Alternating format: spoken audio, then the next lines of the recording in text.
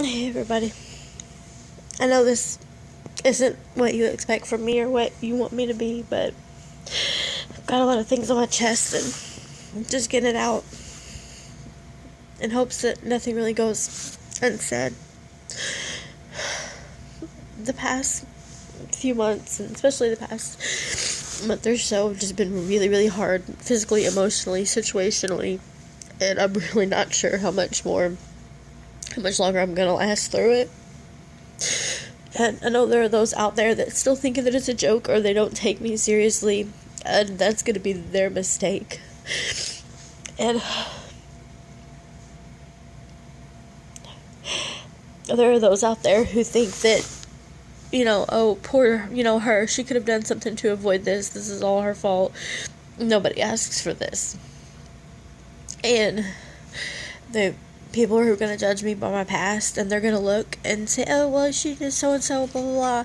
She's being dramatic. No, I've been downplaying a lot. I haven't really talked, except for a select few, about everything, but there's just too much. And basically the terminology that it was put to me in is I'm standing on a minefield with 6 bombs strapped to me, and I have to figure out which one's going to detonate first. And you guys know I'm doing everything, and I've done everything I can possibly think to do.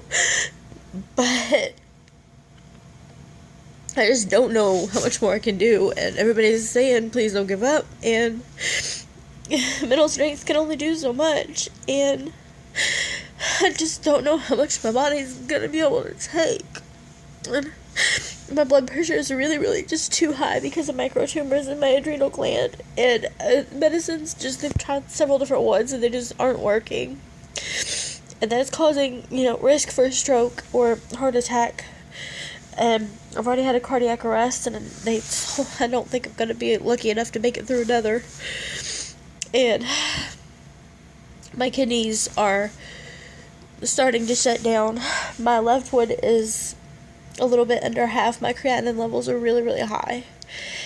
And pain is unbearable. The muscles are damaged in my back and my legs. And I'm doing all I can do just to walk. And I'm trying to smile and limp forward. And I've done physical therapy and they stopped it. And I don't want to go to pain management. I don't want to be dependent on pills. But as you can see from my face, the blood pressure is very up. I'm breaking out in stress rashes. And on top of that, it's just everything went wrong with, because we had to move in 2 days because of the mold in our walls. And we're just kind of drifting right now until we get the other place together and once it gets finished and we get the rest of the deposit together, which we're trying to do.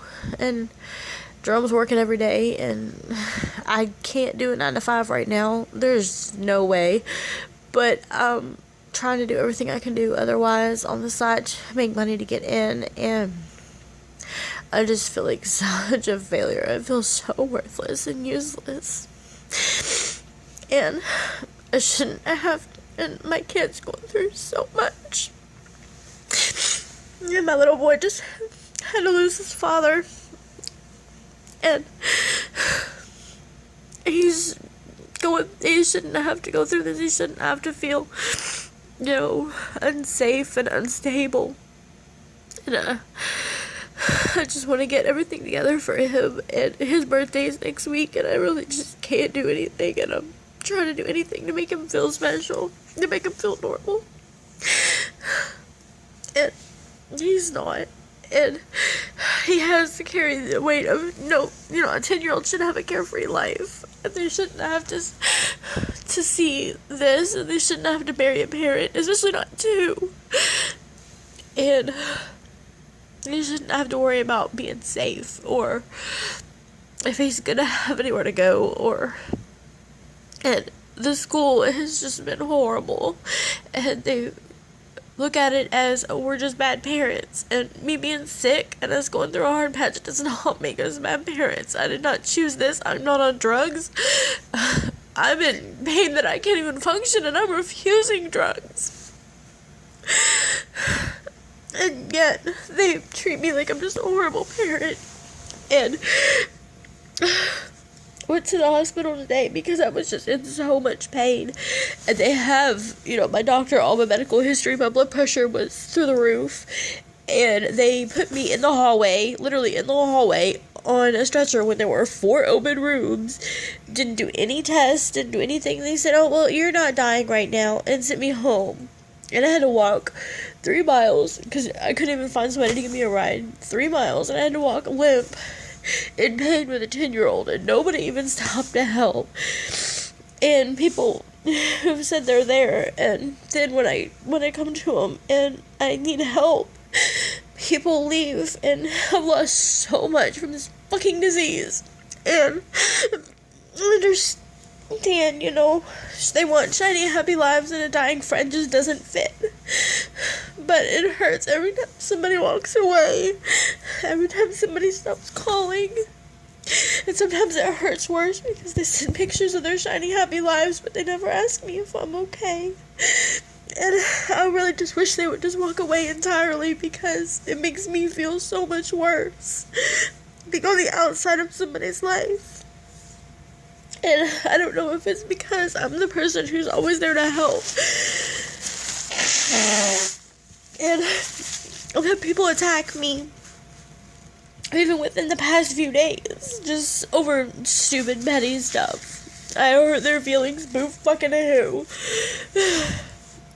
Or I can't do something for them, or can't go out with them because I'm too broke or too sick or whatever. And they just stop caring. And I had somebody that I love look at me in the face and told me that they would just want me to die.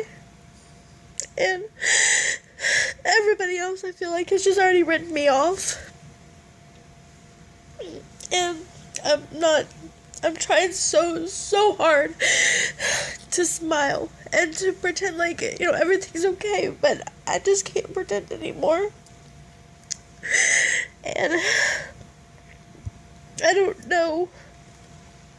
I just don't know what to do. I'm trying. I'm sorry.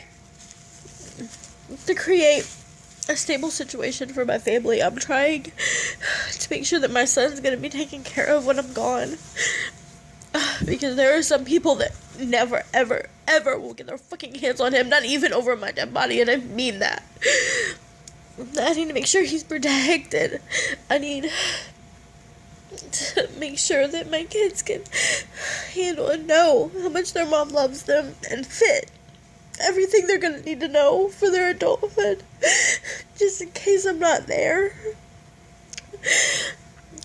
I'm trying to create just some kind of stability, some kind of something to make the world slow down.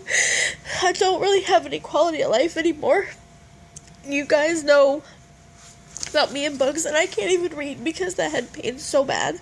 I can't really eat because my stomach is just shredded, but I shake just like a leaf, and I get dizzy and I pass out and I fall over when I don't.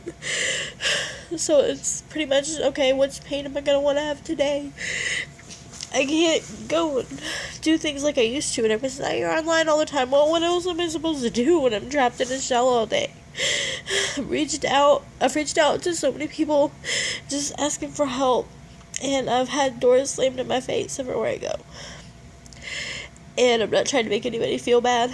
I just want everybody to see the reality, because I'm tired of wearing a mask. And everybody that's been there, I love so much. And I feel like I'm the freaking rose floating on this fat ass door while everybody around me is drowning, and I just want them to push me off the door and escape so they don't have to drown anymore. And I don't know what scares me the most, having to die alone, or having